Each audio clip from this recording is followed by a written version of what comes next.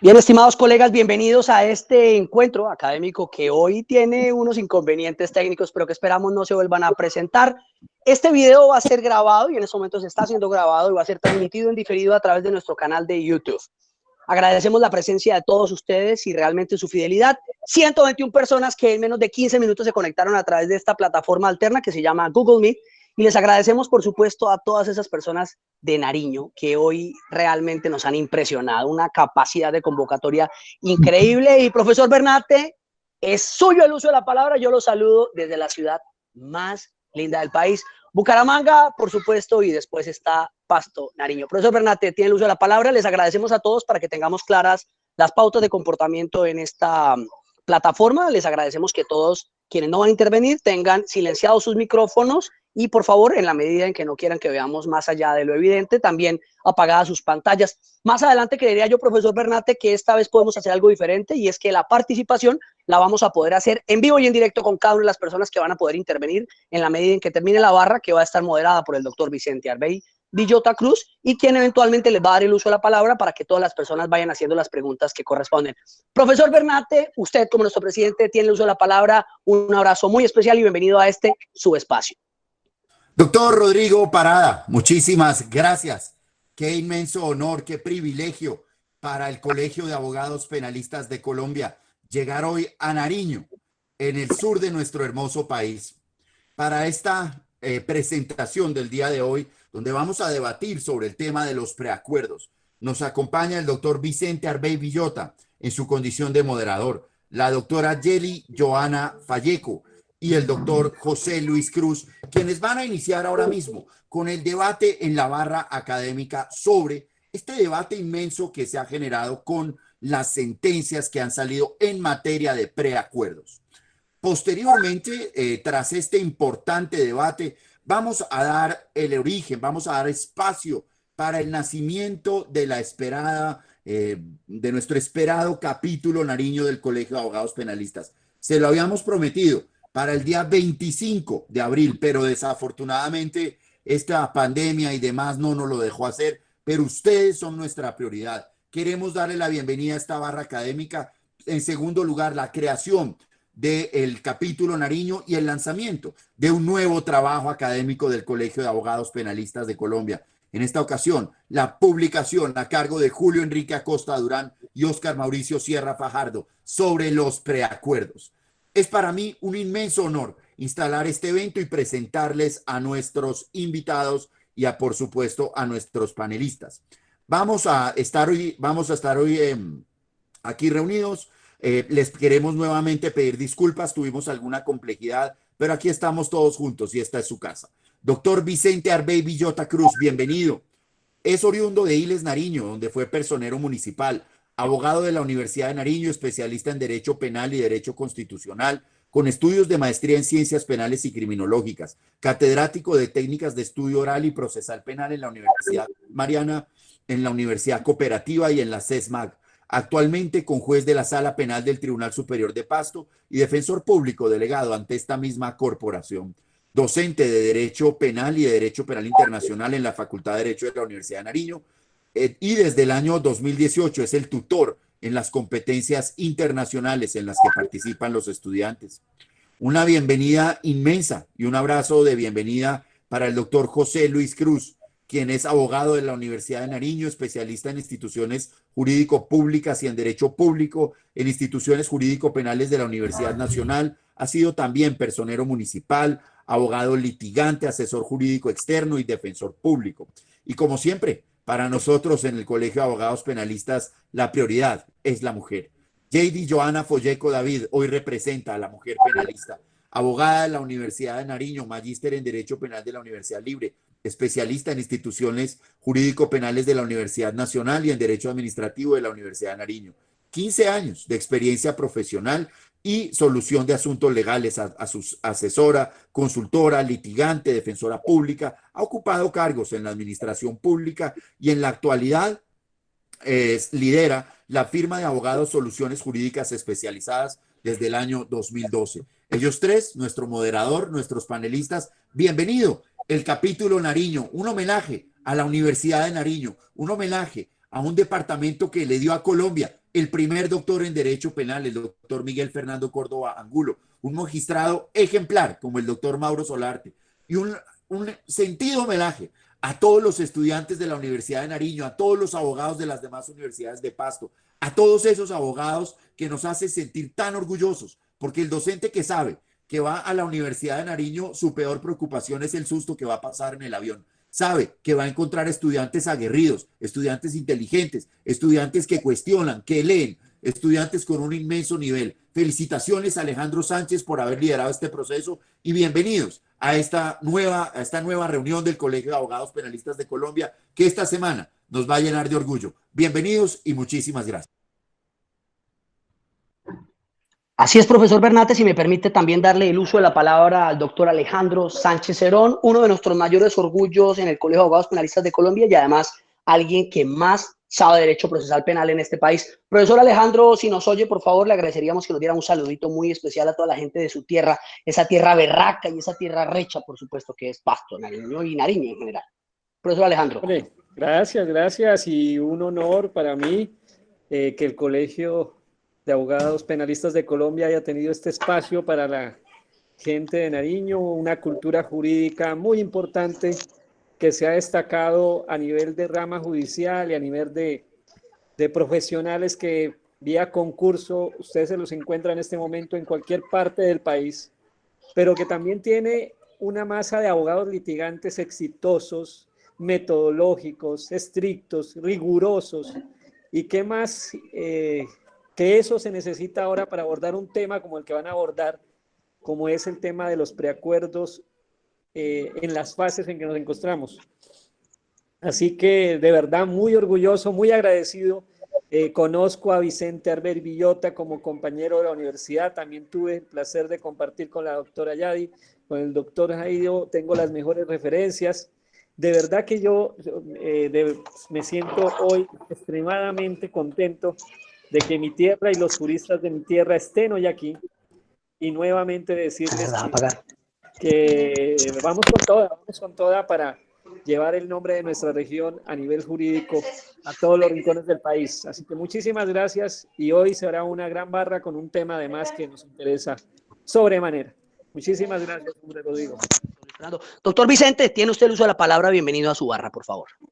Muy buenos días a toda la comunidad jurídica del país. De verdad es muy grato escuchar ese saludo del doctor Francisco Bernate, en el que enaltece profundamente la naturaleza y la valía de los abogados, de los juristas del departamento de Nariño y por supuesto de su alma mater. Esta es la tierra de Aurelio Arturo, donde el verde es de todos los colores y desde aquí los saludamos hoy a todo el país. Y queremos agradecer por partida doble a nuestra Junta Directiva Nacional porque hoy no solamente se nos ha confiado la organización de la barra académica, sino que también haremos el lanzamiento del capítulo Nariño. El tema de hoy, como el que más ha sido objeto de un álgido debate en el ámbito académico y jurisprudencial, y es que no es para menos. Se trata de una de las instituciones columna vertebral de los sistemas acusatorios, y se trata de la columna vertebral porque es que la ecuación que resuelve el preacuerdo en la dinámica de funcionamiento del sistema es que tan solo el 10% de asuntos deben llegar a la etapa de juicio y el 90% de casos deben resolverse a través de preacuerdos y negociaciones. Esta institución fue extraída del modelo estadounidense y tal vez cuando la importamos no se hizo una reflexión profunda acerca de dos cuestiones centrales: la cultura jurídica estadounidense y la diferencia de modelos constitucionales que implica serios problemas para la adopción de instituciones de esta naturaleza. Por eso, cuando importamos este automóvil, que allá se llama Plea-Bargaining, ello implicó una serie de reformas profundas y trascendentales en nuestro sistema jurídico. Cuando recibimos ese automóvil, tuvimos que ampliar el garaje de la casa porque parece que ese automóvil era muy grande. Y la primera reforma que tuvimos que hacer fue la implementación de la ley 890 del año 2004, que fue prácticamente una reforma a todo el Código Penal, de manera que las penas para todos los delitos se incrementaron de una tercera parte a la mitad. Y para que tengamos presente esto, quiero que reparemos en algo. Antes de la ley 890 del 2004, la pena del homicidio era 156 meses, mientras que con la ley 890 el mínimo de esa pena es de 208 meses. Así es que realmente el esquema de las rebajas que se plantean por la vía de los preacuerdos del 50% en últimas no es de ese tenor, sino que realmente vendría siendo menos, tal vez un 30%, teniendo en cuenta ese ajuste que se hizo por parte de la ley 890 del año 2004.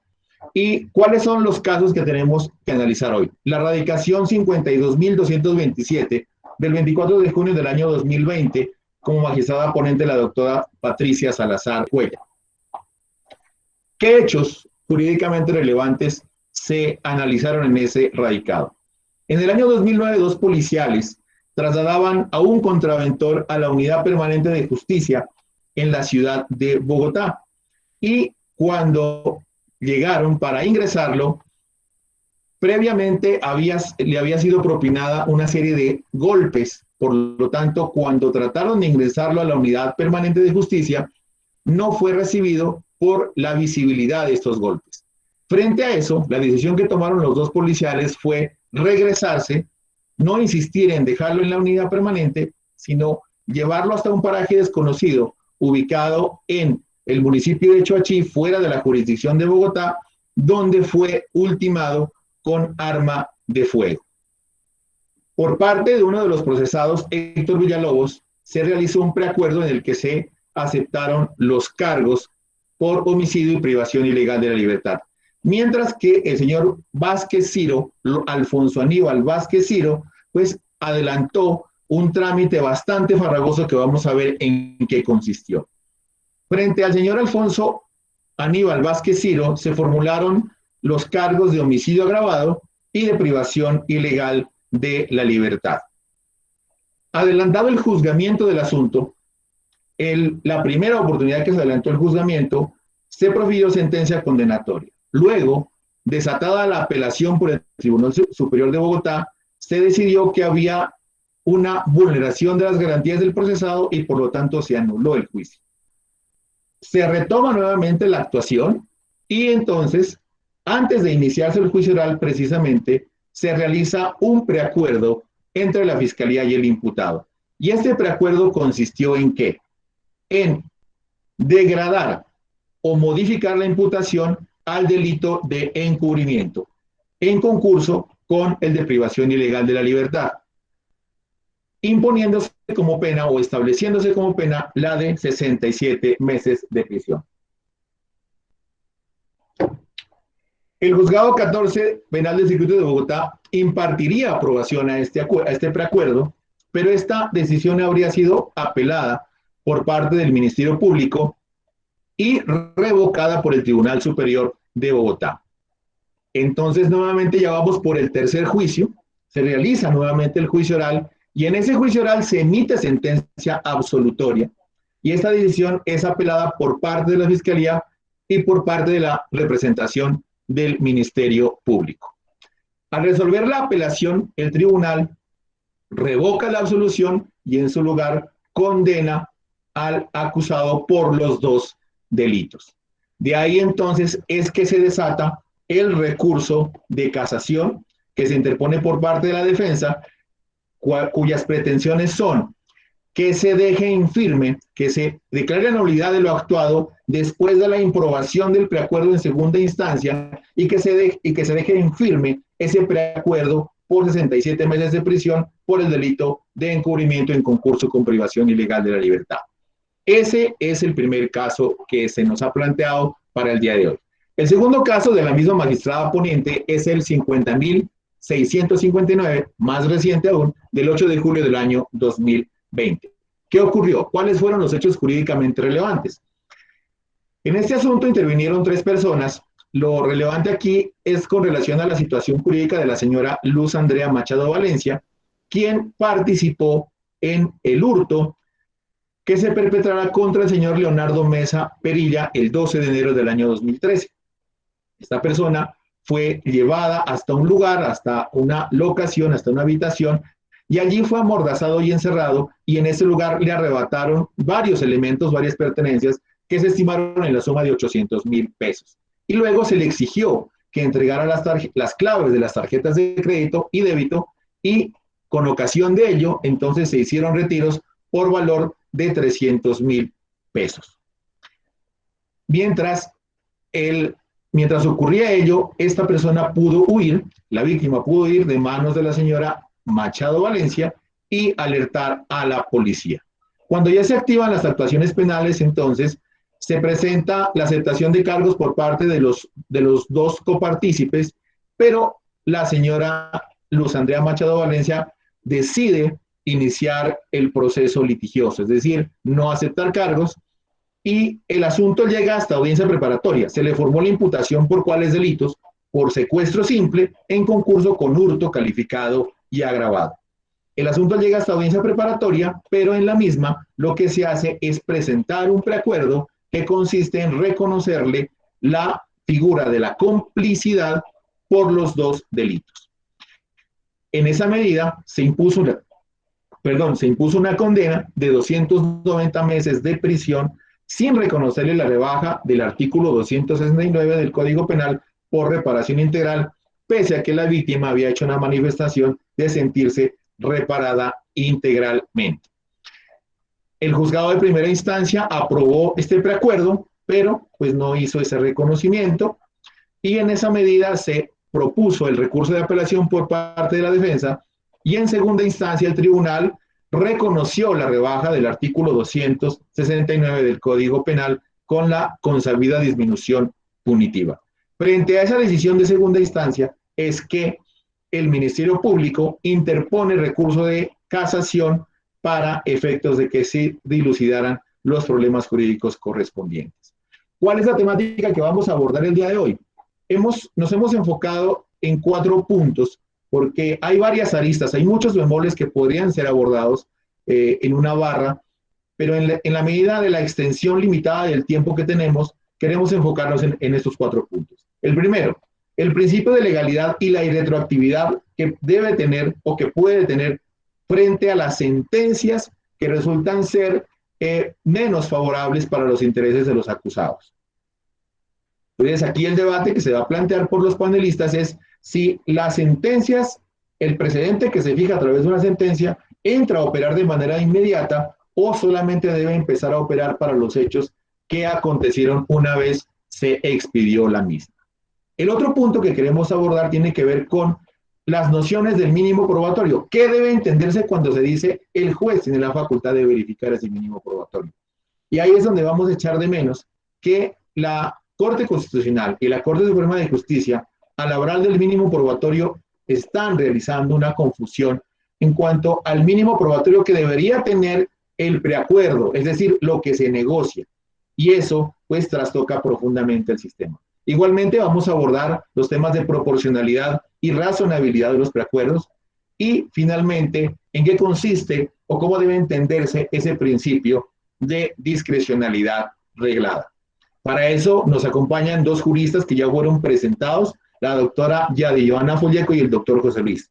En esa medida, vamos a darle paso entonces a la doctora Yadi Joana Folleco, quien abordará los 2 primeros puntos que hemos planteado. Muchas gracias, doctor Vicente Arbey. En primer lugar, un saludo a todos los colegas penalistas que se han unido a esta presentación. Muy agradecida por la oportunidad que se me ha brindado, agradeciendo especialmente a la Junta Nacional del Colegio de Abogados Penalistas de Colombia por todos los esfuerzos que han hecho desde la creación de este colegio. Realmente somos afortunados de tenerlos. Gracias a ustedes, maestros, por todo lo que hacen. Un saludo muy especial a todos mis colegas del capítulo Nariño que empieza el día de hoy, por haber creído en este proceso. Un saludo muy especial al doctor Alejandro Sánchez, abogado nariñense que nos ha representado demasiado bien en el ámbito nacional, al doctor Guido Ramos y a toda la junta directiva del colegio, a todos los abogados nariñenses y a todo el público. Y un reconocimiento especial, como lo ha hecho el doctor Bernate, a nuestra alma mater, la de los 3 de los tres intervinientes el día de hoy, la Universidad de Nariño, a la cual le debo en mi vida profesional muchas cosas. Soy orgullosa de ser abogada de la Universidad de Nariño. Vamos entonces a tratar el primer tema, como lo ha manifestado el doctor Arbey, y el primer tema tiene que ver con la irretroactividad de la jurisprudencia. Tenemos que en Colombia existe un estudio muy escaso de este tema. Sin embargo, los pocos pronunciamientos que existen, hay claridad de que la aplicación retroactiva del precedente judicial está prohibida. ¿Por qué? Porque viola el debido proceso y las garantías judiciales, viola los derechos de libertad e igualdad, defrauda la confianza legítima y este tipo de garantías salvaguardan la seguridad jurídica. Es así como encontramos, les voy a compartir unos pronunciamientos donde nos dan claridad que los cambios jurisprudenciales producidos por un nuevo criterio jurisprudencial pueden desaparecer los efectos, no pueden desaparecer los efectos jurídicos de la jurisprudencia anterior, porque eso afectaría la seguridad jurídica y el acceso a la administración de justicia. En sus pantallas pueden observar las sentencias a las que me referiré, dos sentencias del Consejo de Estado y una sentencia de la Corte Constitucional, donde desarrolla más abiertamente este tema en particular. Y es así que como desarrolla incluso algunas reglas. Estas reglas son que es deber del juez aplicar los criterios jurisprudenciales vigentes para la fecha de los hechos en los que se funda la controversia, pues estos hacen parte del marco de legalidad histórica a ser observado. Todo cambio de precedente jurisprudencial debe ser adoptado e interpretado con efecto prospectivo a futuro. Y tercero, y el más importante que quiero resaltar, es que la retroactividad del precedente viola la cláusula del Estado Social de Derecho y del deber general del Estado de respeto a las garantías judiciales, al debido proceso, la libertad e igualdad, y por contera a la confianza legítima creada de manera objetiva por las autoridades estatales en el desarrollo de sus actos. Así las cosas, tenemos que, según este pequeño estudio que quiero dejar en la mente de todos ustedes, estas sentencias, tanto la SU de la Corte Constitucional como las sentencias que estudiaremos hoy de la Corte Suprema de Justicia, no podrían ser aplicadas en razón a que la retroactividad del precedente viola la cláusula del Estado Social de Derecho en cuanto al debido proceso y a derechos y garantías de los procesados. Ese es un tema muy interesante que lo pongo en el análisis de todos los penalistas, particularmente porque todos los litigantes, que habemos muchos conectados el día de hoy, estamos preocupados por estos nuevos pronunciamientos, y al hablar de la irretroactividad de las sentencias, tenemos claro que los preacuerdos que ya hemos celebrado con la Fiscalía General de la Nación, a pesar de no estar verificados por el juez, no se podrían aplicar los nuevos criterios que traen estas sentencias. Debemos recordar que estas reglas nos hacen alusión a que el juez debe aplicar la jurisprudencia vigente a la época de los hechos y no jurisprudencias posteriores que les sean perjudiciales a nuestros procesados. Bueno, ahora sí, quiero adentrarme al estudio de las sentencias que ha hecho relación el doctor Vicente Arbey, recordando pues que nuestro sistema penal, la ley 906, pertenece a una faceta derivada de una concepción premial.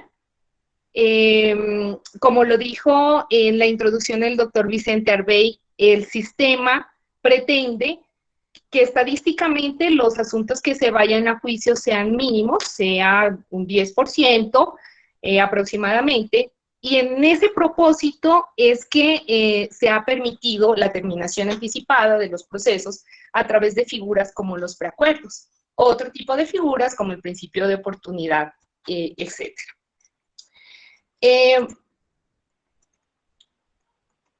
Debo mencionar que la sentencia 52.227 del 24 de junio y la 50.269 del 8 de julio del presente año tienen o han dejado para el estudio de esta defensora 6 premisas a las que me referiré brevemente. La primera corresponde a las negociaciones o a los preacuerdos en los cuales se hace una calificación jurídica que no corresponde al sustento fáctico. Este tipo de negociaciones en las sentencias no se prohíben, no están prohibidas. Y quiero darle en eso un parte de tranquilidad a los litigantes, a los abogados defensores, incluso a los mismos fiscales que están preocupados porque parece que hemos malentendido que se estuviesen prohibiendo las negociaciones o preacuerdos, y no es esa la intención de la Corte en estas sentencias, sino que ha querido poner unas reglas para que no se abuse de algunas figuras jurídicas como en algún momento llegó a suceder. Tenemos que reconocer como abogados litigantes que en algún momento se abusaron de ciertas figuras, particularmente como para poner un ejemplo de la marginalidad, que como es un instituto que trae una rebaja de pena tan considerable, incluso no nos conformábamos con que nos reconozcan marginalidad, sino que nos íbamos a las penas mínimas. Y esto efectivamente, según el análisis de la Corte, llegó incluso a desprestigiar la justicia. Entonces, en esta primera premisa, lo que la Corte considera en estas sentencias es que si vamos a darle una calificación jurídica que no corresponde a los hechos, para poner un ejemplo, si vamos a preacordar que a una persona que es autora se la va a condenar como cómplice, debemos aportar un mínimo probatorio. Esto en razón a que no se abuse de las figuras de los preacuerdos, que tengamos un preacuerdo racional. Así las cosas, evitamos la transgresión del principio de legalidad, afectar los derechos de las víctimas, y incluso trae otro ejemplo, esa misma premisa, y es como cuando se asume que el procesado actuó bajo el estado de ira, pero no se tiene un soporte fáctico o probatorio. Entonces, queremos dejar claro en esta primera premisa, cuando vamos a variar la calificación jurídica, es decir, que vamos a condenar por esa nueva calificación o modalidad, por decir algo, la marginalidad, vamos a reconocer que se actuó bajo o que la marginalidad influyó en la comisión de la conducta. Ahí es en ese momento donde se debe aportar un mínimo de prueba, toda vez que estamos modificando los hechos y las consecuencias jurídicas con este preacuerdo.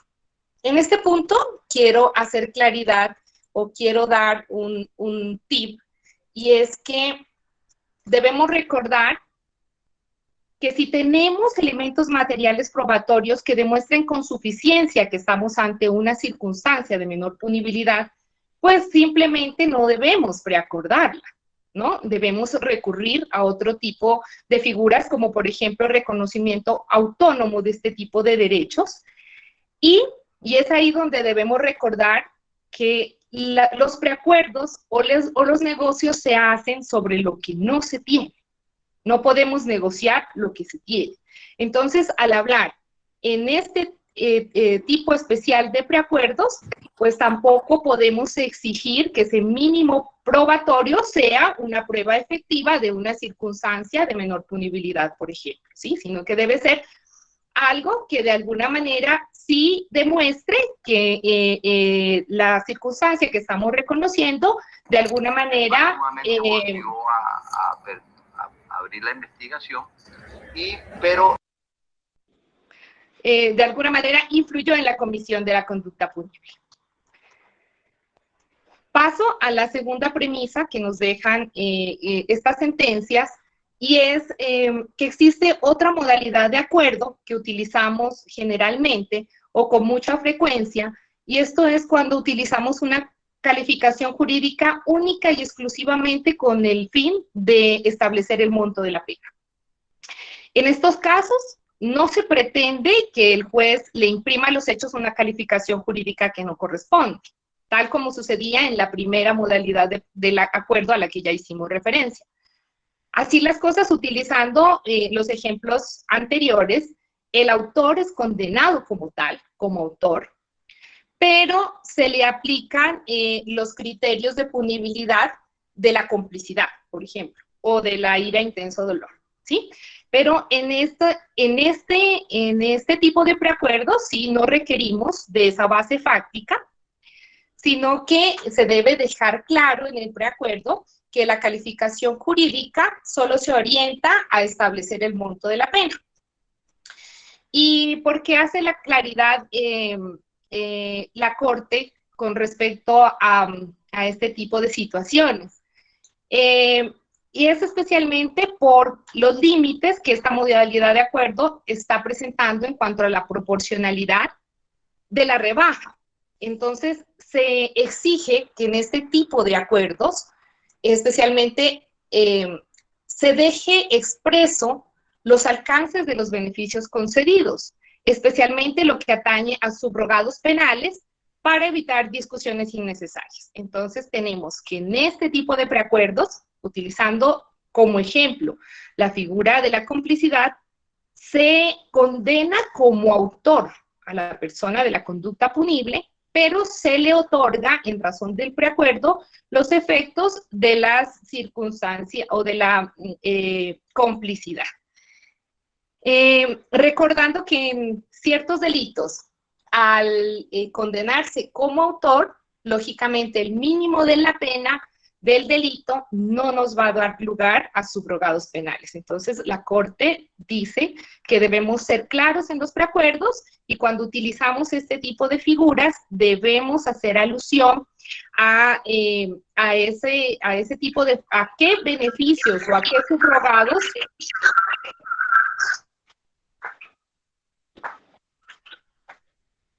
o a qué subrogados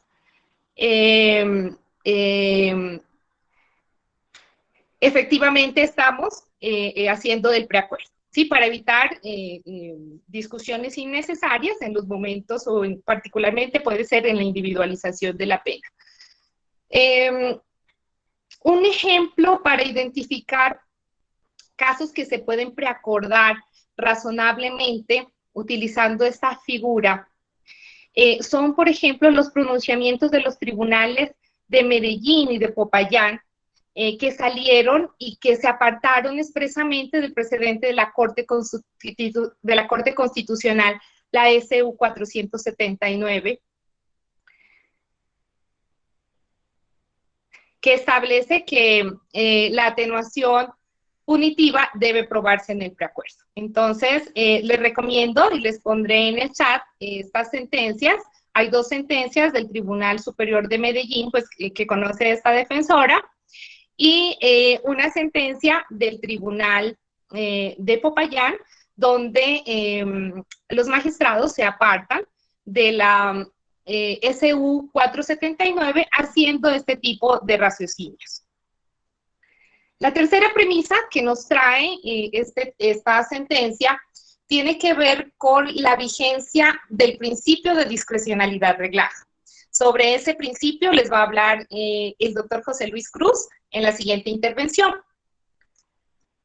La cuarta premisa que tenemos en las sentencias es cuando se trata de graves atentados contra los derechos humanos, o cuando los mismos recaen sobre personas especialmente vulnerables. Sobre este particular también les va a hablar el doctor José Luis Cruz en cuanto a la razonabilidad y haremos también unas pequeñas consideraciones al final de esta intervención. Estaba haciendo alusión a la quinta premisa de la sentencia, y es efectivamente la protección que la Corte quiere generar hacia el procesado en cuanto a que en los preacuerdos se debe verificar que existen los estándares mínimos para derruir la presunción de inocencia, ¿no? Y en este particular hace un llamado, y hacemos también un llamado a la Fiscalía General de la Nación, y esto es a verificar que en el momento de la imputación exista la información suficiente o los elementos materiales suficientes para alcanzar los estándares previstos en los artículos 287 de la imputación, 336 de la acusación, de la Ley 906 del 2004, porque lastimosamente, sabemos que no todos muy respetables los señores fiscales, pero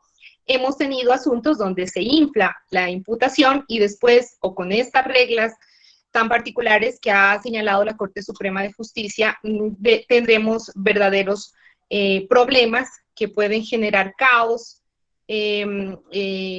congestión, e incluso creería que con estas situaciones podemos generar impunidad. Y el último punto, que también es muy importante, es el rol de los jueces frente a los acuerdos. Con respecto a este punto, debemos recordar que la jurisprudencia de la Corte Suprema de Justicia no ha sido pacífica. Hemos tenido pronunciamientos donde se dice que el juez no debe hacer ningún tipo de intervención. Hemos tenido otros donde dice que su intervención se debe limitar a la formalidad de los preacuerdos, a garantizar el principio de legalidad y la garantía de respeto de derechos constitucionales, y una postura distinta, que es la que dice que los jueces pueden llegar a hacer control material de los preacuerdos. Lo que esta sentencia expresa con respecto al rol del juez es que el rol en los preacuerdos es diferente al que tienen los jueces frente a la imputación y a la acusación, donde se les está proscrito el control material. Pero en el ámbito de los acuerdos, las partes solicitan al juez una condena anticipada sometida a reglas distintas. Eso debe ser tenido en cuenta por los señores jueces. Y se les pide particularmente a ellos que verifiquen precisamente esos estándares previstos en el inciso último del artículo 327, y también los límites consagrados en el ordenamiento jurídico para la forma que se haya determinado de preacuerdo. Sin embargo, y quiero hacer esta claridad, y es que la viabilidad legal solo podrá verse afectada ante concesiones desproporcionadas, transgresión de los derechos del procesado o de otras formas de violación de los derechos a las víctimas. Es decir, que no es que se habilite un control material irrestricto para los señores jueces, sino que, resalto, esta viabilidad legal solo podrá verse afectada ante concesiones desproporcionadas, transgresión de derechos del procesado u otras formas de violación a los derechos de las víctimas. La Corte Suprema de Justicia insiste en que se sigan haciendo negociaciones y resalta que en lo posible, o no, manifiesta que sean sin vulnerar el sustento fáctico. Si usted va a variar la calificación jurídica, dice que se debe contar con un mínimo probatorio que soporte esa variación fáctica y jurídica. Si va a acudir a la segunda forma de negociación, esto es aplicar una circunstancia de menor punibilidad únicamente con efectos punitivos, nos pide que seamos claros en las negociaciones para evitar discusiones innecesarias, en especial sobre la concesión de beneficios o subrogados.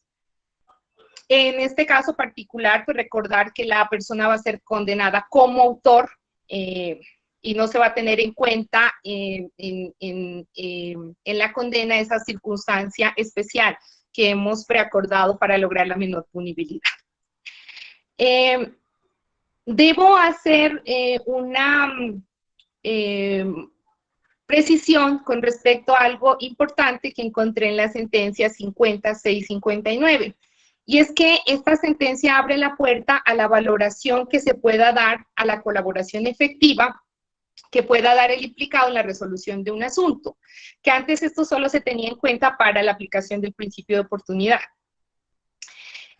La Corte dice que en este tipo de situaciones, cuando el procesado colabore eficazmente, se puede justificar la flexibilización del acuerdo, aplicando cualquiera de los institutos que comportan una circunstancia de menor punibilidad, y este tipo de circunstancias pueden justificar mayores beneficios que puedan lograrse sin que sean tratados como irrazonables.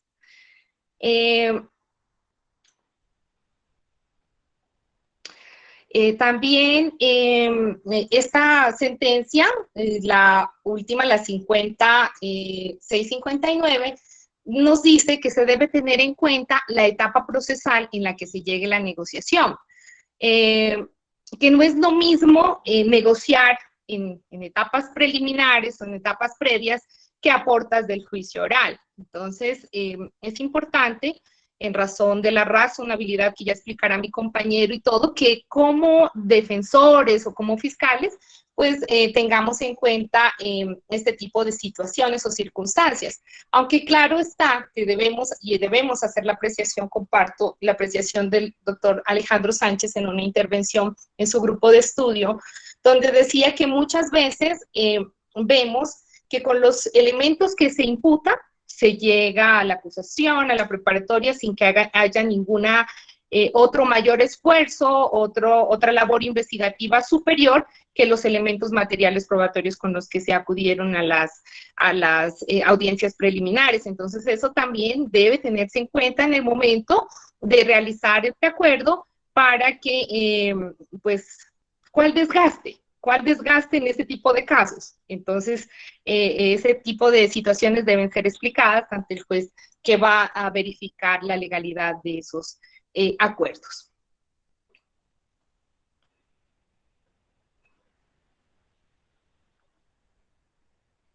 Por último, para cerrar mi intervención, debo destacar que la sentencia 5659 establece que no se transgrede la prohibición de conceder beneficios en los casos de conductas punibles, cuando a todas ellas se les aplica la pena prevista para una forma atenuada de participación.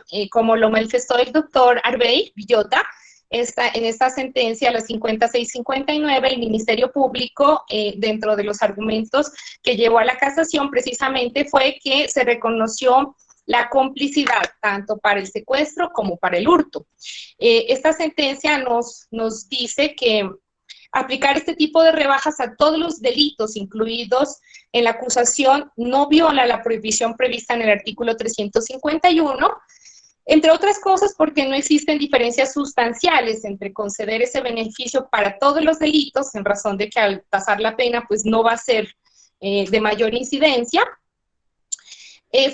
incluso porque si se reconociera sobre solo uno y se hiciera ruptura para estudiar en otro proceso el otro delito, pues muy seguramente en ese otro proceso, pues nuevamente el procesado tendría derecho a llenarse a los cargos o celebrar un nuevo preacuerdo con la Fiscalía, reconociéndole pues un nuevo instituto de menor punibilidad. Esos son los aportes con respecto a las sentencias 52.227 y 56.59 de la Corte Suprema de Justicia. Muy bien, muchísimas gracias, doctora Yadi. De verdad que quiero felicitarla por una excelente exposición. Me parece que se han abordado unos puntos cruciales allí. Hemos podido decantar ese tema que nos tenía preocupados con relación al tema de la complicidad, porque se había entendido inicialmente que ya por vía de la complicidad entonces los mínimos punitivos no se afectaban, pero en esta segunda sentencia ya existe esa aclaración, especialmente en cuanto a la naturaleza de no ser un doble beneficio. Pero vamos avanzando en esta barra y ahora le vamos a dar paso al doctor José Luis Cruz Erazo, quien se encargará de los 2 puntos restantes relativo a la proporcionalidad y la razonabilidad de los preacuerdos y, por supuesto, en qué consiste o en qué debería consistir o cómo debe entenderse ese principio de discrecionalidad reglada. Entonces, doctor José Luis Cruz, bienvenido a esta barra, nuestra barra, y lo escucha todo el país. Muchas gracias. Buenos días con todos los presentes, miembros del Colegio Nacional de Abogados, y valga la oportunidad para felicitar y saludar a la Junta Directiva Nacional, a su presidente, el doctor Francisco Bernate. Igualmente, hoy hay que resaltar la instalación que se hace del capítulo Nariño, donde elegimos a sus miembros directivos y, por supuesto, lo que concierne a la presidencia en cabeza del doctor Guido Mauricio Ramos. Es importante resaltar la actividad que ha desarrollado la colega, la doctora Yadi, y que precisamente abordó los temas más neurálgicos sobre estos 2 pronunciamientos de la Corte Suprema de Justicia y que tienen una fundamentación también en las sentencias de la Corte Constitucional. Y se aclaran, por supuesto, varias dudas para ello. La intervención, por supuesto, del moderador, el doctor Arbey Villota, en este evento. Quiero iniciar postulando el tema de la discrecionalidad reglada. Este es un tema absolutamente interesante que por supuesto no es nuevo y que deviene de la configuración misma del sistema penal acusatorio, con el énfasis que se realiza para efectos de hacer negociaciones, y entre esas figuras, como bien se ha exhibido, el preacuerdo. Estos preacuerdos pueden realizarse en diferentes etapas y la misma legislación desde el Código de Procedimiento Penal lo ha establecido, ha fijado la forma en que se realizan, la oportunidad en que se realizan, las circunstancias y obviamente la capacidad que se tiene para efectos de su configuración. A no dudarlo, la defensa frente a una previsión de un asunto en lo que corresponde a la teoría desde el punto de vista de lo fáctico, jurídico y probatorio, su postura es llegar a juicio. Creo que esa es nuestra previsión inicial frente a toda clase de proceso que nosotros asumamos en defensa. Demostrar la inocencia de nuestros representados, y si para ello hay que acudir a juicio, así se realizará. Esa es la primera previsión que nosotros hacemos en este ejercicio de lo penal. Ahora bien, si dicha situación, después del análisis que se hace a ese caso, no permite arribar a una absolución, lo propio es entender que se debe aceptar responsabilidad, pero esta aceptación de responsabilidad o de culpabilidad debe matizarse a través de elementos que, como en este caso, los ha fijado el mismo Código de Procedimiento Penal a razón del preacuerdo. ¿Cómo realizamos un preacuerdo? ¿En qué condiciones fijamos un preacuerdo? Lo fija ya la ley, pero indudablemente nosotros requerimos, y bien lo decía la doctora Yadi, nosotros no nos conformábamos ya con la marginalidad que rebajaba a la sexta parte de la sanción como tal, sino que si se pudieran conseguir más beneficios, mejor. Y obvio, esa es nuestra postura y creo que será nuestra condición de ejercicio de defensa. Pero ello responde, por supuesto, también a unos aspectos que se hablan sobre lo que es esa discreción o esa facultad de discreción reglada que tienen, por supuesto, los fiscales, que tienen los operadores a efectos de aplicar esta figura. Indudablemente, esto lo que requiere es que la Fiscalía pueda tener un ámbito de maniobra en lo que corresponde precisamente a la negociación, pero esta, dice y recalca la Corte Suprema de Justicia, la Corte Constitucional, debe marcarse en la Constitución, tratados internacionales, en la ley y también, por supuesto, en las directivas que la Fiscalía tiene para ese propósito. Si ello es así, por supuesto, el tema de la condición de la discreción reglada tiene un ejercicio, un efecto en el que se debe revisar aspectos muy puntuales, entre ellos, ¿cuáles? Entre ellos los que concierne a que la imputación que se haga debe obedecer a un juicio, a una valoración o una adecuación real de los hechos que podrían tener un reproche desde el punto de vista punitivo. Si ello se hace correctamente, ese es un avance y es además el sometimiento a la ley, pero eso permitirá definir Si nosotros desde esa primera etapa, en lo que corresponde, por ejemplo, a la imputación, podemos hacer una aceptación de cargos o en su defecto, lo que podremos hacer es una investigación y construir una posición o una postura contraria a la de la Fiscalía. Cuando esta exigencia del juicio de imputación se hace o se requiere o se realiza, debemos entender lo que aquí ya en alguna conferencia del Colegio Nacional se dijo.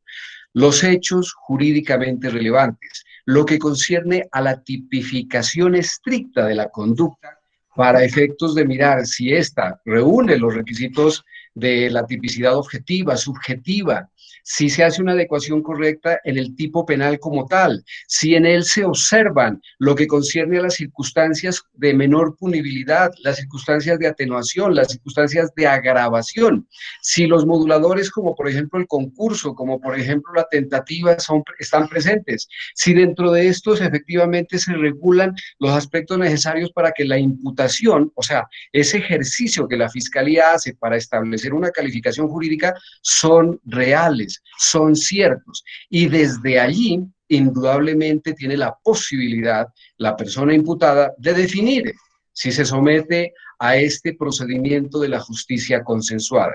Explico ello.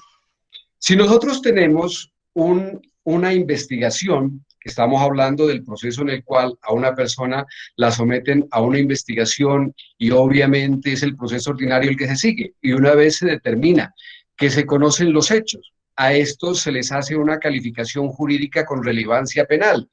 De esto se determina en la imputación objetiva lo que corresponde al sujeto activo, sujeto pasivo, lo que concierne al verbo rector, al bien jurídico tutelado, a los elementos normativos, a los elementos descriptivos, al tipo subjetivo que tiene la conducta punible, y ello le permitirá que, en primer lugar, observar a la persona que se somete a un proceso judicial si él acepta o no responsabilidad.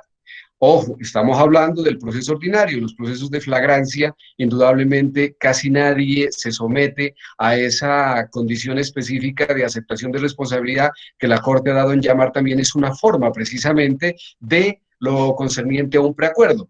Pero estamos hablando del proceso ordinario en el cual a la persona ya la están investigando y tendría, y eso lo resalta la Corte en la sentencia de 52.227, en que el imputado puede colaborar en la construcción de esa imputación. Obvio. ¿Qué ocurre con ello? Si el investigado conoce de los hechos que le incrimina la Fiscalía y éste desarrolla a través de su defensa, del equipo de investigación, alternativas a la imputación que va a realizar la Fiscalía, pues indudablemente ello permitirá construir una posición diversa, generalmente confrontante o alternativa a lo que está diciendo la Fiscalía. Lo que reclama la situación de la discrecionalidad reglada es que efectivamente nos sometamos a la Constitución y la ley, que vamos a discrepar, por supuesto, en una situación que corresponde a la imputación, a la calificación jurídica de esos hechos, y que indudablemente si yo puedo contribuir a ella, pues puedo también hacer una aceptación de responsabilidad. Si se revisan los artículos 350, 351, precisamente ahí se halla esa primera modalidad en lo que concierne a la aceptación de responsabilidad. ¿Cuál es esa aceptación de responsabilidad? La que en la primera etapa, si usted puede coadyuvar, colaborar con la construcción de esa imputación, usted perfectamente puede aceptar la responsabilidad desde allí. Indudablemente, es una forma de preacuerdo. Pero, ¿qué requiere todo eso? ¿Qué exige esta discrecionalidad reglada? Que el ejercicio del juicio de imputación sea real. Que el ejercicio del juicio de imputación revise realmente si hay una inferencia racional de participación y que determina la autoría de la persona que se está convocando a ese juicio, a esa investigación, para que éste defina, conforme esos elementos, conforme los que él pueda construir, si acepta o no, y esa sería una forma indudablemente de determinar la aceptación de responsabilidad. Esta exigencia de lo que concierne precisamente a la imputación, donde ya se resalta por la Corte que podemos intervenir, e incluso quiero con esto decir algo que a veces se reprocha en sede judicial, sobre todo en garantías. Nosotros no pretendemos hacer unos mini juicios, como nos han dicho. No, nosotros pretendemos que ese juicio de imputación sea real. La doctora Yadi, conforme a la jurisprudencia de nuestro país, dice, mire, la costumbre que la Corte dijo, la costumbre que se hizo de inflar las imputaciones, es un tema que va en contra de esa facultad discrecional, de esa discrecionalidad reglada, de la sujeción que debe haber del fiscal a su función en lo que corresponde precisamente a que no sea arbitraria, sino que se sujete a la Constitución, la ley y, por supuesto, a una situación factual, a los hechos como tal. Si eso es así, por supuesto, nosotros al hacer una observación al juez de garantía sobre la imputación formulada, no simplemente es un acto de comunicación, sino al contrario. Nosotros ahí podemos plantear una objeción formal que se debe examinar en razón, primero, no de un control material que ya se ha explicado, no puede haber un control material, pero obligatoriamente el juicio de imputación debe atenerse a lo que dice el artículo 286 y 87 y siguientes sobre qué requisitos requiere, y entre ellos los hechos jurídicamente relevantes, los elementos materiales probatorios que se tenga deben corresponder a una realidad. Ese tema es el primigenio para efectos de entender esas competencias.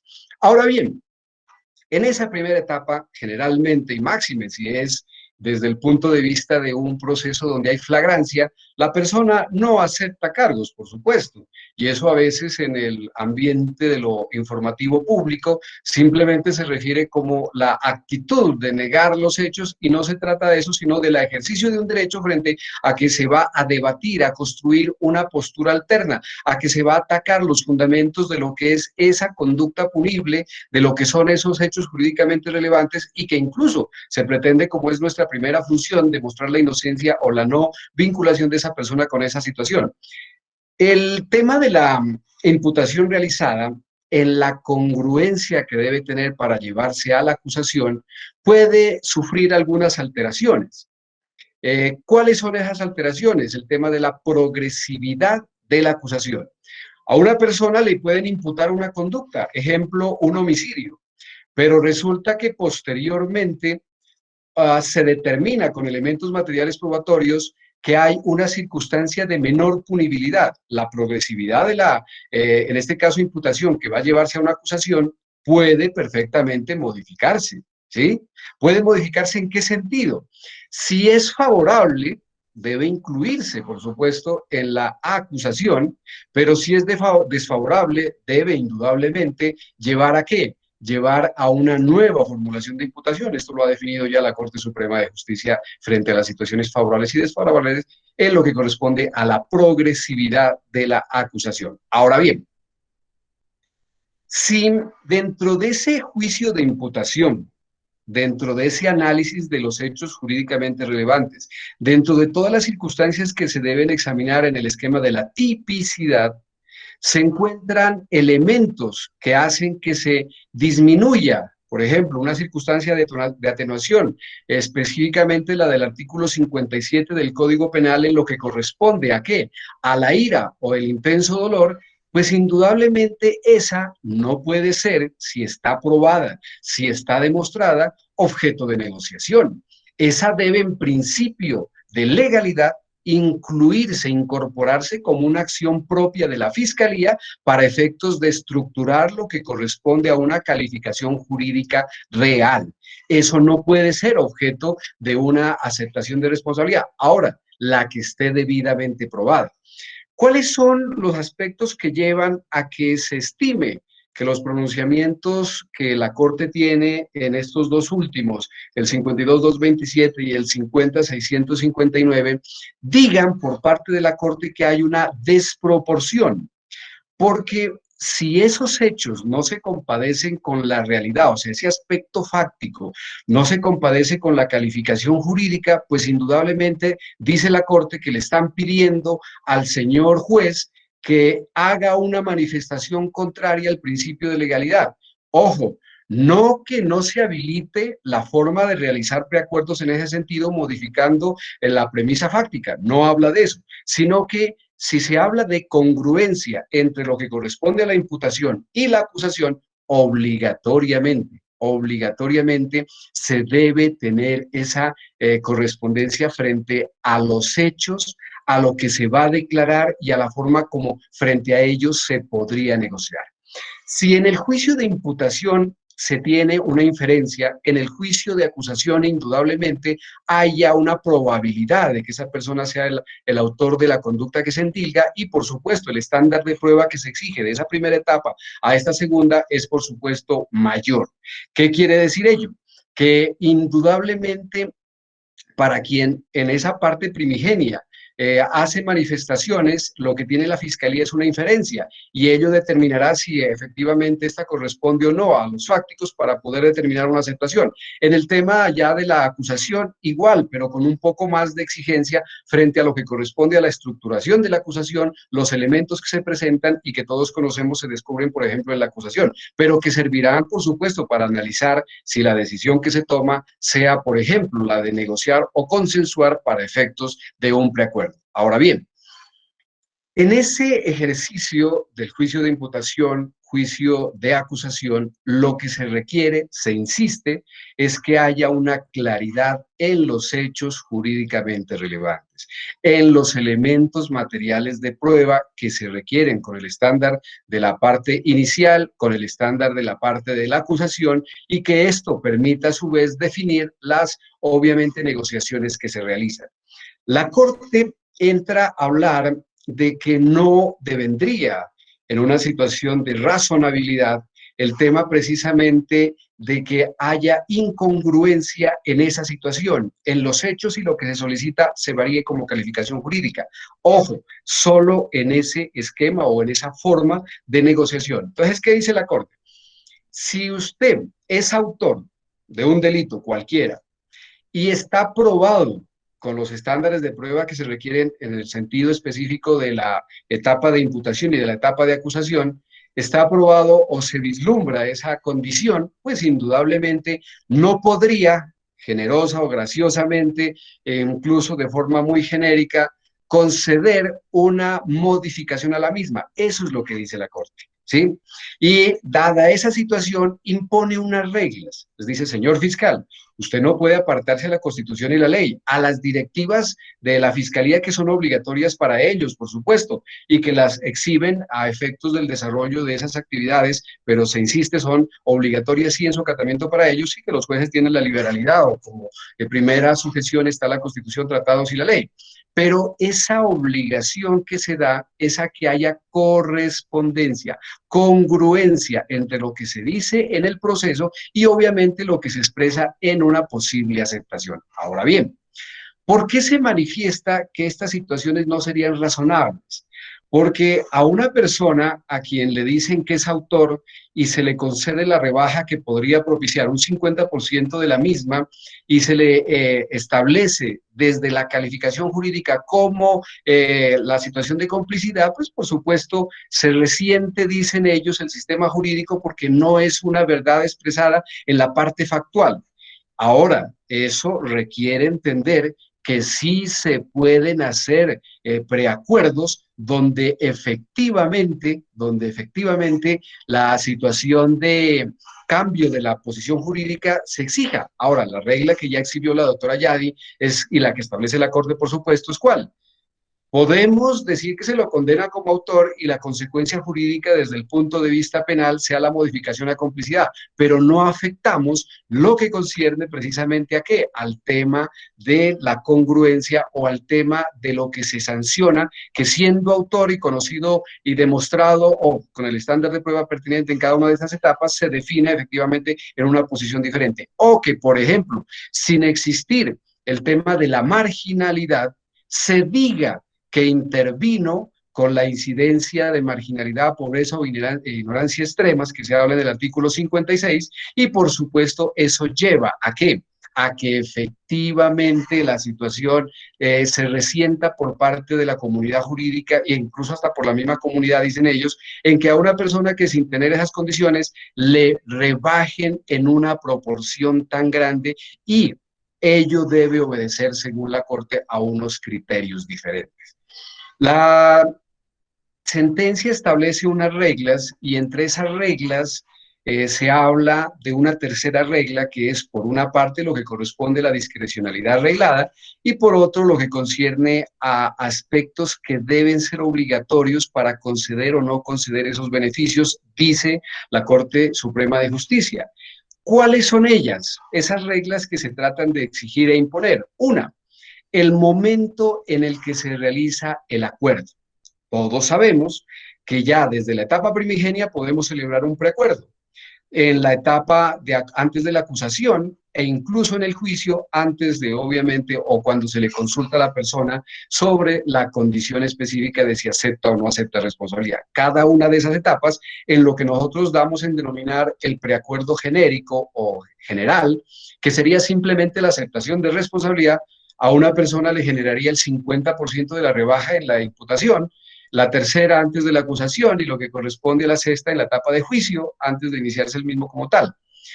Esa situación es la que la Corte la empieza a exhibir. Dice, bueno, usted no puede conceder beneficios, señor fiscal, de cualquier manera, en cualquier oportunidad. No, su función está arreglada y de hecho debe atender además estos parámetros. Uno, momento de la actuación en la que se realiza el preacuerdo, obvio, según las pautas que para cada uno de esos eventos se dé. Hablamos.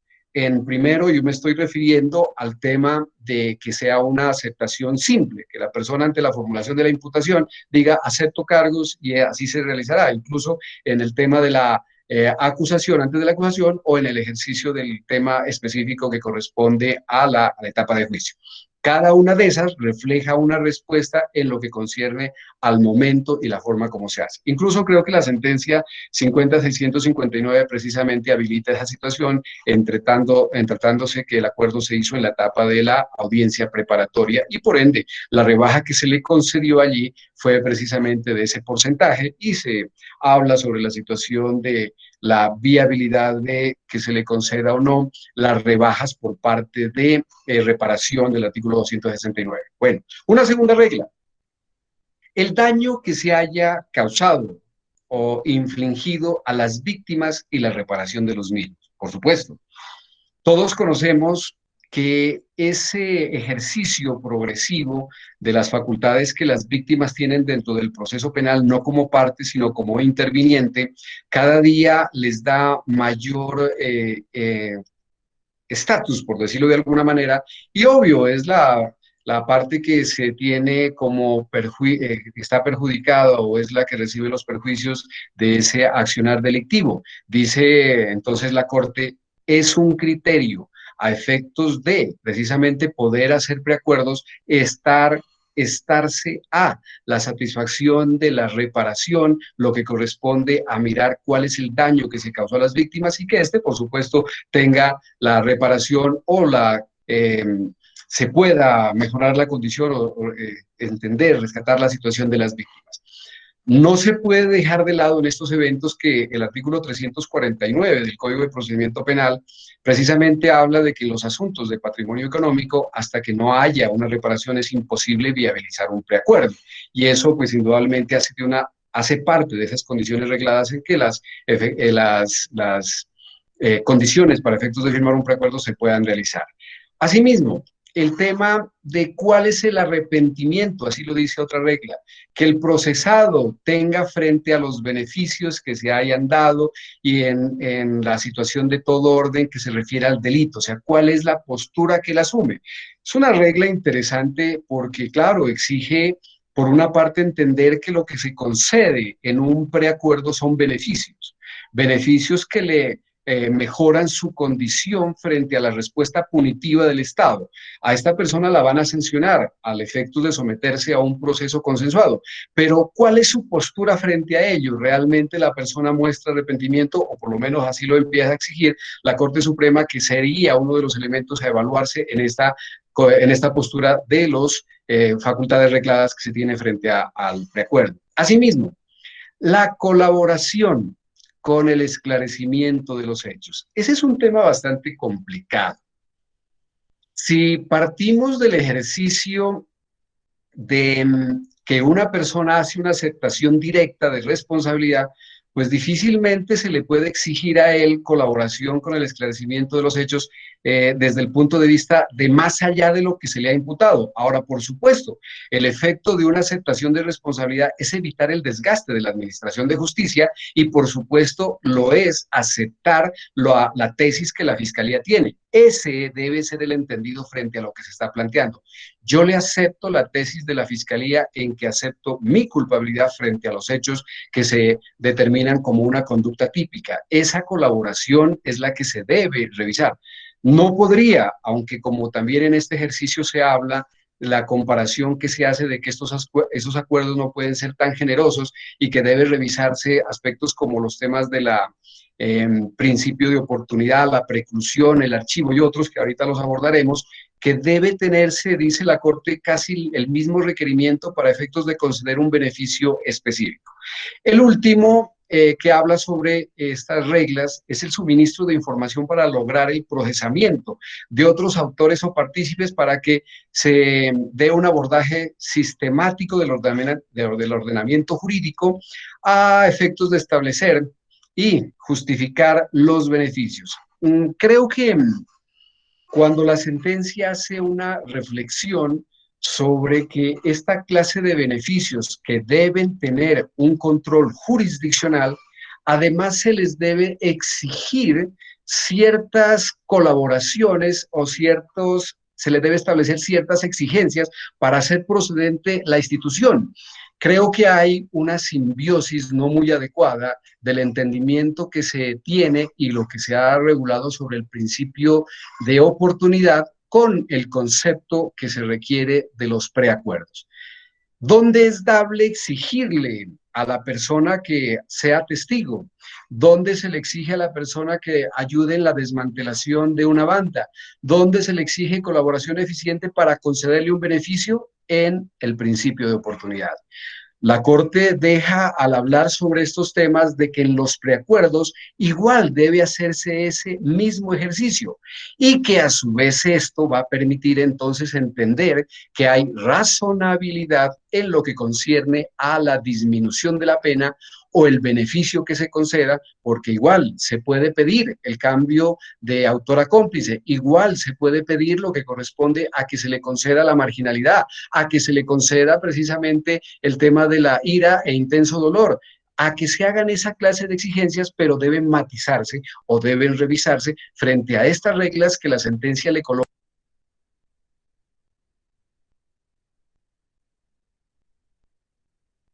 ¿Qué sería?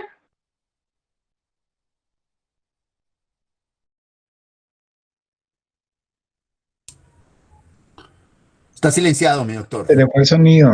Se le fue el sonido, mi doctor. Activemos el sonido, doctor José Luis. Mil Excelente. disculpas. Continúe con esta excelente exposición que estamos disfrutando muchísimo. Decía que efectivamente con estas exigencias o con estas reglas para efectos de hablar de la facultad que tienen los fiscales, efectivamente son las que deben considerarse o se exige o se plantea, se deben examinar, son las que permitirían hablar de una razonabilidad en la rebaja a conceder. Cómo se satisface a las víctimas, cómo se hace un ejercicio de colaboración, cómo se mira lo del daño infligido, pero se tienen los reparos, a no dudarlo, frente a lo que es, insisto, un poco combinar y hacer de una sola unidad el tema del entendimiento de esas exigencias propias de la institución del principio de oportunidad y que pues un poco se quieren asimilar al ejercicio de la formulación o realización de preacuerdos. Esa razonabilidad, lo que desde hace mucho tiempo atrás se ha dicho frente al tema de los preacuerdos, incluso hay la sentencia SU 510 del año 1998, dice: la razonabilidad debe examinarse desde la congruencia de los hechos imputados, que es lo que efectivamente resalta la Corte para efectos de desatender los preacuerdos que se postularon y que devienen en alguna forma exagerados, ya que no se compadecen con esa imputación fáctica, con esa calificación jurídica que se hace a esos hechos. Pero por lo otro, el tema de la situación de razonabilidad es que los mismos tengan una base desde la misma etapa inicial en el desarrollo del proceso con el esquema de progresividad y que sea la que se haga conocer por el juez al resolver esas decisiones. El mínimo de prueba, que efectivamente ya lo exhibió la doctora Yadi, deviene en un esquema de protección. ¿En qué sentido? En el sentido de que el juez, una vez le presentan un escrito de acusación, lo que hace no es un control material, sino que por la función jurisdiccional para efectos de emitir una sentencia con un tema preacordado de culpabilidad, pues indudablemente este deba examinar ese ejercicio de la imputación, acusación conforme a las reglas que el mismo código ha establecido y que tengan un mínimo probatorio para poder efectivamente derruir la presunción de inocencia. No se trata, porque el tema a veces se entendió de esa manera, de que esa sea la exigencia para la misma configuración en sí del preacuerdo. No, el preacuerdo tiene unas reglas específicas en las etapas que hemos hablado, en la forma como se exhibe, y eso efectivamente es lo que se debe hacer frente al tema de llegar a un acuerdo. ¿Podemos preacordar? Conclusión, por supuesto. Las reglas que se nos imponen, claro, nos limitan, y eso hay que decirlo de forma muy puntual. Se nos limita cierta acción, por supuesto.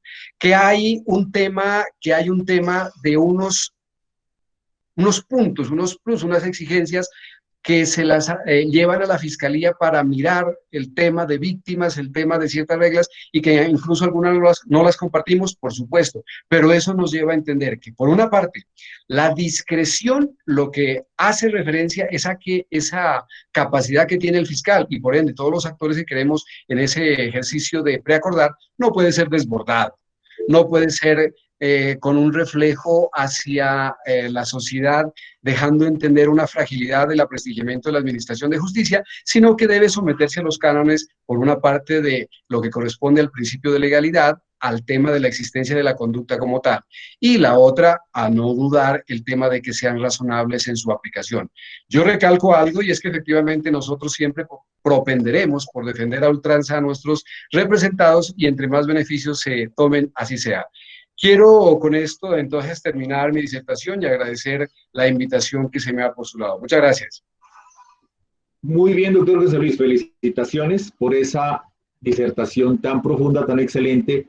Y es que esa sentencia 52.227 hay que leerla con mucho cuidado, porque mire que desde el punto de vista de la razonabilidad, allí estamos frente a un caso que tuvo en primera instancia una primera sentencia condenatoria y una segunda sentencia absolutoria, de manera que no era del todo irrazonable plantear que tal vez la modalidad de participación que tenía el otro policial era la del encubrimiento y no la de coautoría, o en el peor de los casos, una complicidad.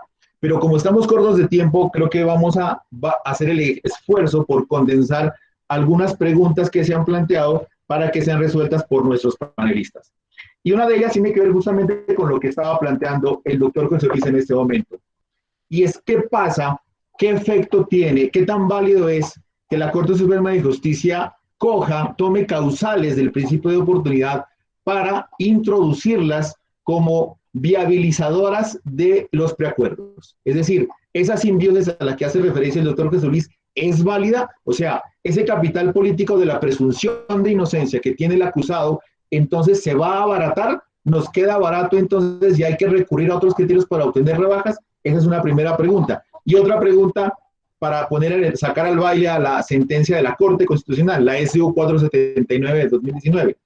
Esa sentencia les otorga un valor jurídico a las dos directivas de la Fiscalía General de la Nación, las directivas del 2006 y del 2018, y dice que deben tenerse en cuenta para la configuración de los preacuerdos. Eso significaría entonces que esas directivas, por obra y gracia de la sentencia de la Corte, pasan a ser parte del sistema de fuentes y serían vinculantes para los jueces de la República.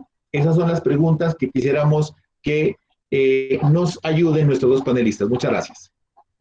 Gracias, doctor Arbey. Me pido la respuesta de la primera pregunta en lo que concierne precisamente a ese tema sobre las exigencias y la simbiosis, que así la quise denominar, en lo que concierne al tema de las reglas del principio de oportunidad puestas en el esquema de los preacuerdos. A ver, una cosa que nosotros un tema que uno debemos definirlo y debemos establecer, es que el esquema de los preacuerdos es consensuado.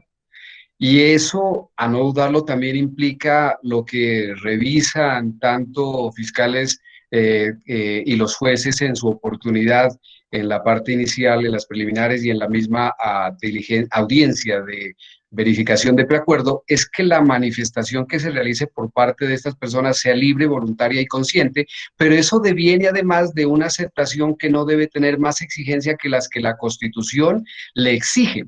Me parece a mí, la quise exhibir porque es lo que dice la sentencia, pero me parece a mí que no correspondería a las adecuaciones que se deban establecer.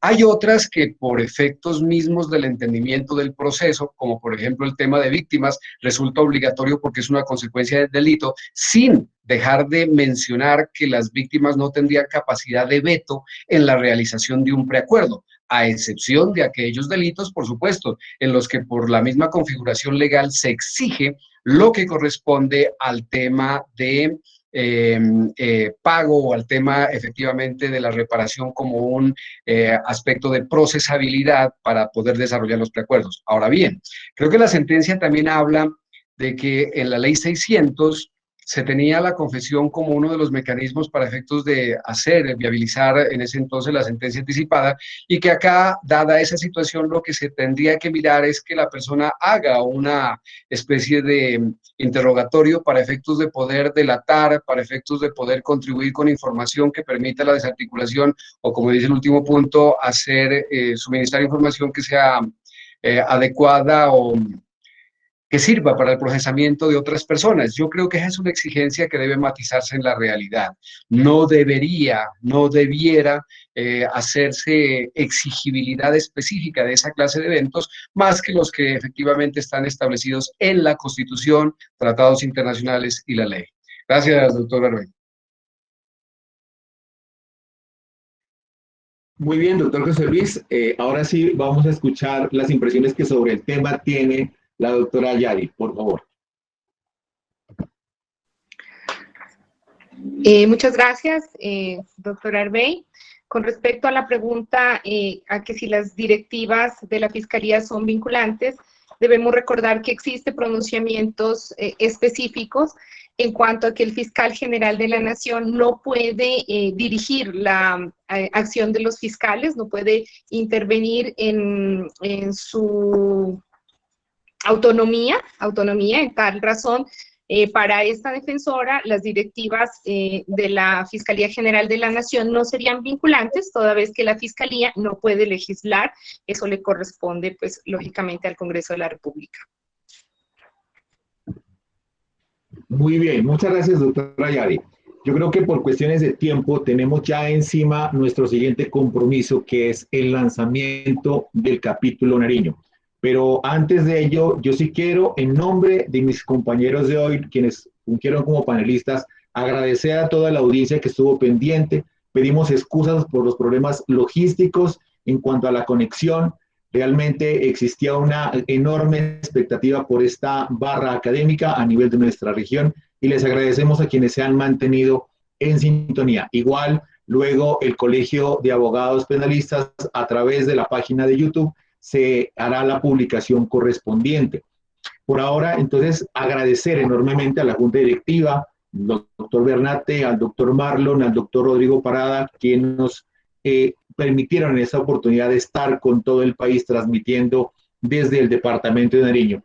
Devuelvo entonces la vocería a nuestra directiva nacional, doctor Alejandro Sánchez, doctor Rodrigo Parada. Doctor Alejandro, muchas gracias por habernos apadrinado durante todo este tiempo, pero no crea que se va a salir con la suya, usted tiene que seguir con nosotros en la Junta y ya vamos a anunciar que debe acompañarnos como vicepresidente de la Junta Directiva del Capítulo Nariño. Devuelvo esta vocería entonces, doctor Rodrigo Parada, para que continuemos con la transmisión.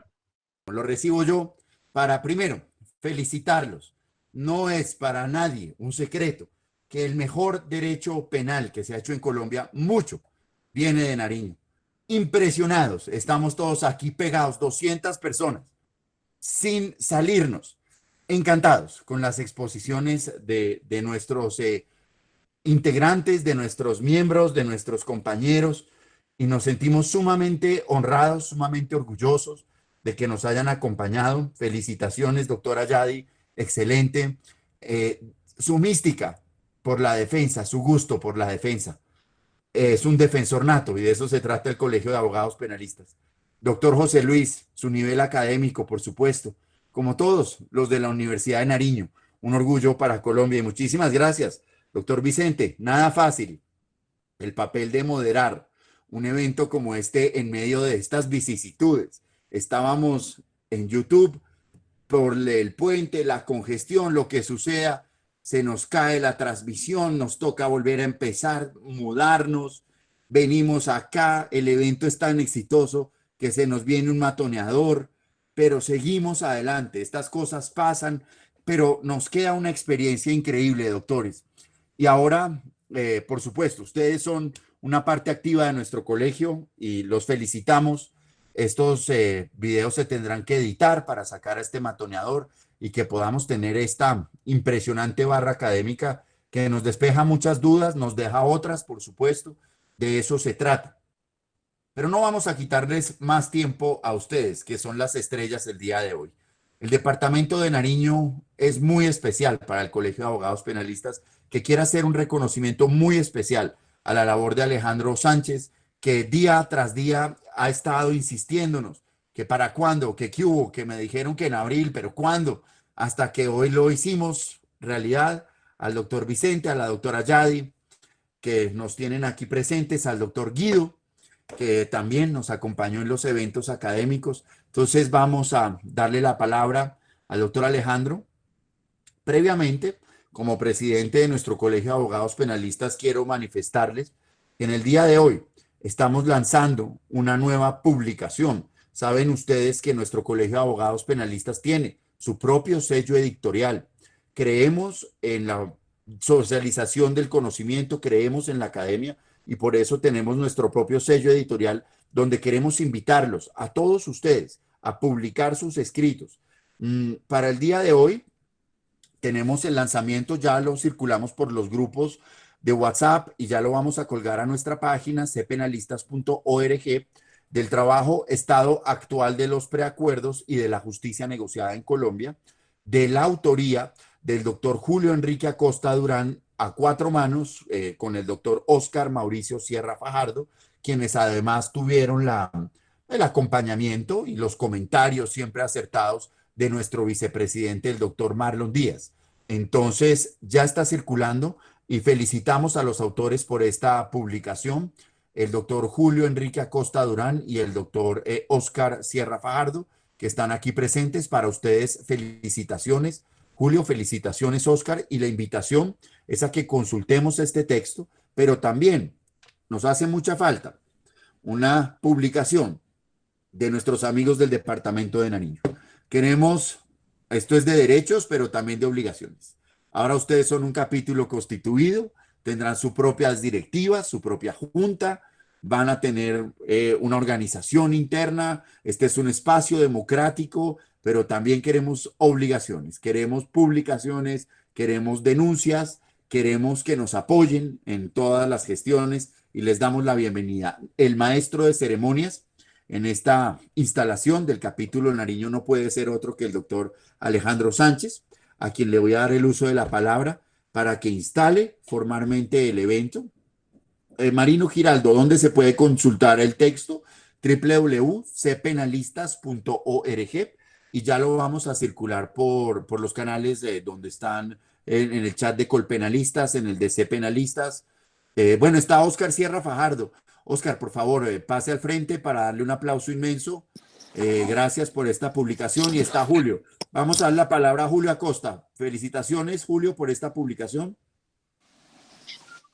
Bueno, profesor Francisco, muchísimas gracias. He estado muy atento a lo que hemos escuchado. Me parece fabuloso lo que ha sido esta barra, sobre todo que superamos las dificultades técnicas. Estamos muy contentos. Y con el profesor Óscar, pues precisamente con esas dos decisiones ya comentadas hoy en esta barra académica, nos dimos a la tarea de hacer un breve artículo con nuestra postura respecto de este tema. que definitivamente pues es tan controversial. Recibimos, pues, como ya bien se dijo, el apoyo del profesor Marlon Díaz, del doctor Carlos Guzmán, también tuvimos conversaciones con él y por supuesto que les agradecemos mucho. Y estamos acá pendientes desde la Junta Directiva Nacional del Colegio de Abogados Penalistas para el lanzamiento de este capítulo de nuestros amigos de Nariño. De antemano, felicitaciones a los expositores, señor moderador, y al profesor Alejandro Sánchez, siempre presente en este evento académico. Muchas gracias, señor presidente. Felicitaciones, doctor Julio Enrique Acosta Durán, doctor Oscar Sierra Fajardo, secretario general del Colegio de Abogados Penalistas. Felicitaciones por esta publicación. Presidente, un cordial saludo a usted, a todos los colegas de Nariño, una excelente barra académica.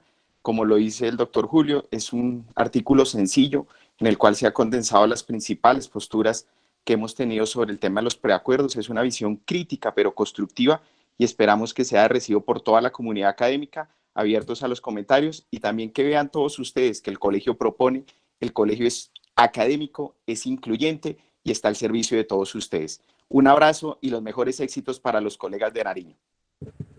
Doctor Oscar Sierra, muchas gracias y me uno una vez más a las felicitaciones. Saludamos asimismo al doctor Iván Cancino, al doctor Gustavo Ramírez, la doctora Liliana, que ya está aquí con nosotros. Estamos todos, Ricardo Calvete, Marlon Fernando Díaz, está toda la Junta Directiva del Colegio de Abogados Penalistas de Colombia para darles un abrazo inmenso a los amigos del sur de Colombia, para decirles que nosotros los necesitamos a ustedes, que en las peleas que damos no son fáciles y que necesitamos de su inteligencia, de su compañía, de su guía, de su apoyo y sobre todo, nunca se olviden de algo. Nuestro colegio no es un espacio para una figuración personal. Aquí todos tenemos la misma voz. Aquí estamos juntos todos, tenemos unas causas, tenemos unas convicciones y aquí todos estamos en el mismo nivel. Damos la felicitación al capítulo Nariño por esta creación y damos paso al evento social para que sea usted, doctor Alejandro, quien nos cuente cómo queda conformado el capítulo Nariño y quiénes van a ser las directivas. Reiteramos, felicitaciones a nuestros expositores, que toda Colombia vea el talento que se produce en Nariño y especialmente la forma en que se trabaja con el rigor. Ya lo saben, aquellos de ustedes que tienen que ir a litigar o a impartir una clase en la Universidad de Nariño o en Pasto, no van. Lo menos difícil es el avión. Allá los niveles son tremendos. Allá tiene que ir usted a ganarse un espacio. Felicitaciones, doctor Vicente. Todo el cariño. Felicitaciones, doctor Ayadi. Tremendo, doctor José Luis. Felicitaciones. Estamos muy orgullosos de ustedes. Doctor Alejandro Sánchez, tome usted la palabra. Gracias por la labor. Y digo lo mismo que decía el doctor Vicente. Que esta no sea una oportunidad para sacar el cuerpo. Los queremos mucho. Felicitaciones. Gracias por todo. Presidente, si me permite, doctor Alejandro, si es tan amable, damos lectura del acta de constitución del capítulo Nariño, por favor. Está proyectada en este momento en mi pantalla.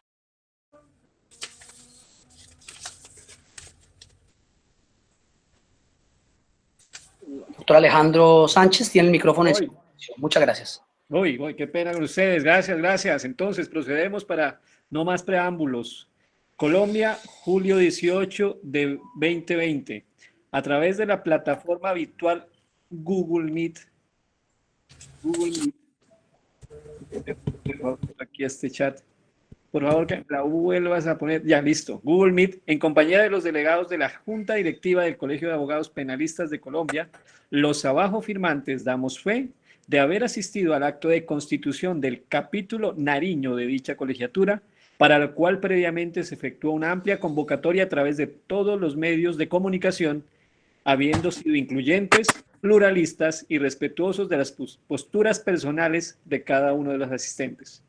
Quienes hemos comparecido, damos fe de haber invocado los principios del colegio como parámetros de ineludible cumplimiento y nos comprometemos a velar por el acatamiento de los estatutos y las decisiones que a nivel nacional y regional se impartan. Gracias, Toradita.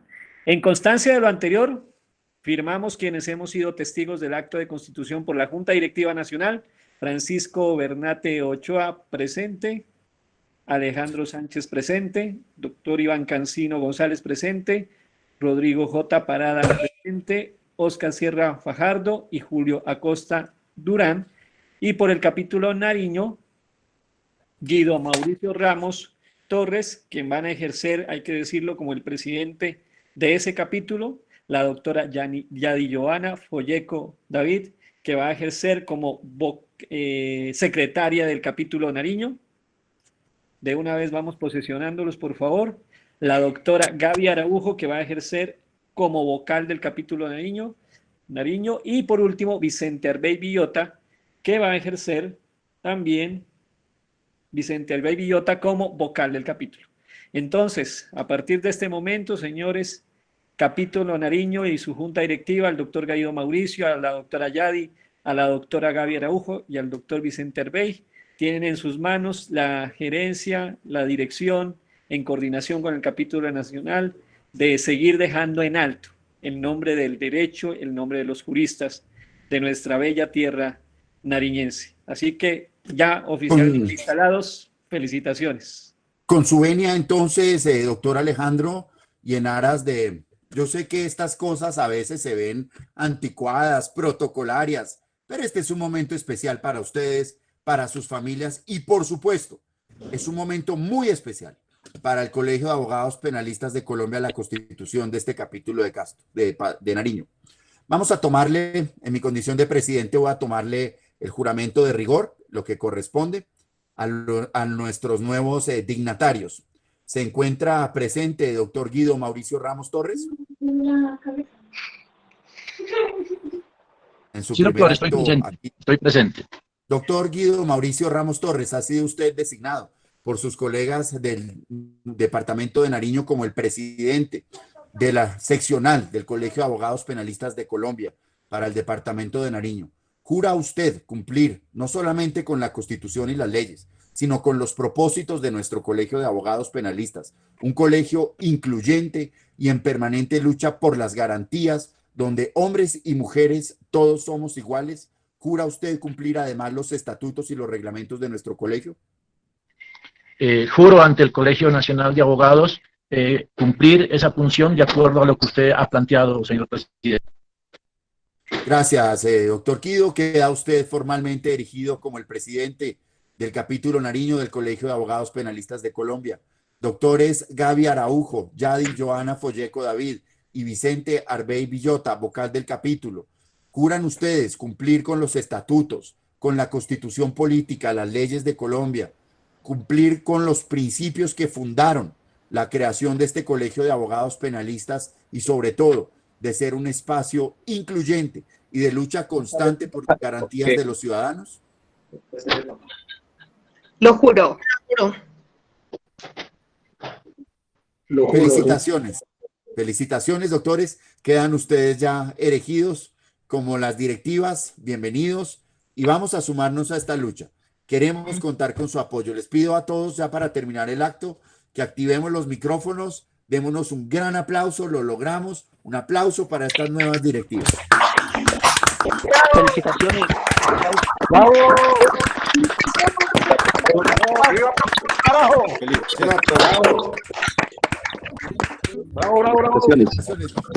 Bien. Felicitaciones a los colegas. Felicitaciones.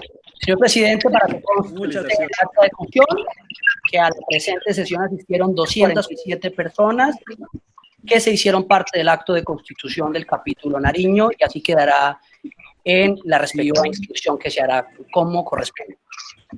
Perfecto. Vamos a publicar en las redes sociales de inmediato el grupo, la creación del grupo y sobre todo los perfiles de nuestros nuevos directivos para que todos los conozcamos. Estamos muy orgullosos de ustedes. Felicitaciones, bienvenidos y siempre que viva Pasto. Muchas gracias. Siempre bienvenidos en esta tierra. Del cuy y del aguardiente no se van a salvar, no hay preocupen. Nos quedan debiendo, Los esperamos. nos quedan debiendo la ida. ¿Todavía Allá estaremos. Allá van a aguardiente estar. Galeras o no? En el siguiente año están todos invitados. ¿Todavía producen el aguardiente Galeras? Le conseguimos, doctor, le conseguimos. Se le consigue. Consigue una Se le reserva. tiene, Un se le reservado. tiene. Está reservado para usted. Listo, listo. Muchísimas gracias, de verdad. Bueno, buen día a todos. Corrijo, señor Gracias, presidente. señor. Bueno, feliz día. Felicitaciones. Chao. Hasta luego. Hasta luego. Buen día. Gracias. Feliz día para todos. Felicidades. Felicitaciones, doctora Yadi. Hasta luego.